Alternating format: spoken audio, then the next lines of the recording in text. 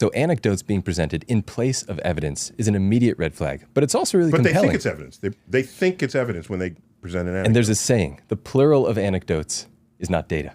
Nice. Whoa. I need that on a T-shirt.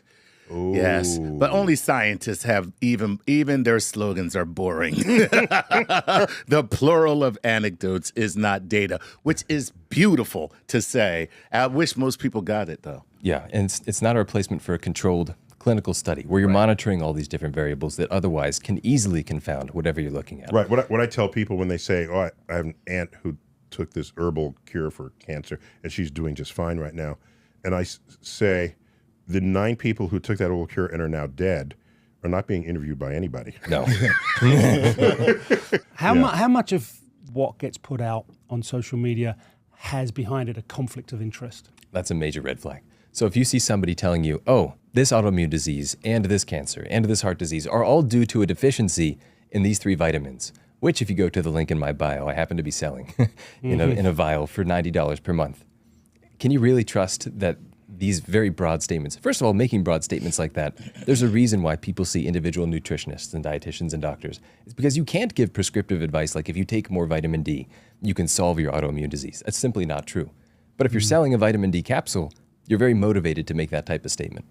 Okay, so that's another red flag. Yeah. There. Yeah. However, just because they're selling it to you doesn't mean it doesn't work. Correct. So this would only mean you just want to be a little more cautious. Right. But it's not an immediate disqualifying event. Exactly. So I would start from a place of skepticism to start. And then if you see, oh, there's conflict of interest, and they're presenting only anecdotes, and they're being sensationalized and exaggerating, and they're claiming that this one particular treatment is helping with 5 different diseases. And they're really charismatic. And they're really charismatic. Then your guardrail should be almost at the roof. Ooh. Wow.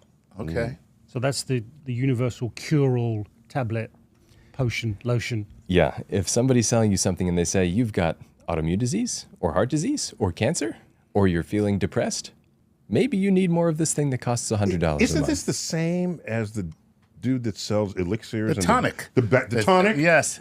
From the back of the wagon? Right. The in snake oil 1880s? Snake salesman. oil, yeah. Exactly. Isn't that the it. same thing, but on the internet today? Working at the same principles. Same You're working principles. to the same audience. Same. We're all And still they're human. vulnerable to those Susceptible tactics. humans. Yeah. And that's exactly it. Because when you're feeling vulnerable, when you're feeling like, I've been to the doctor, they told me they don't know exactly what's going on. But this person says maybe they do. And they've got this thing they can sell me. Maybe it'll work. If you weren't feeling vulnerable in that moment, you might easily identify that as, oh, they're just grifting.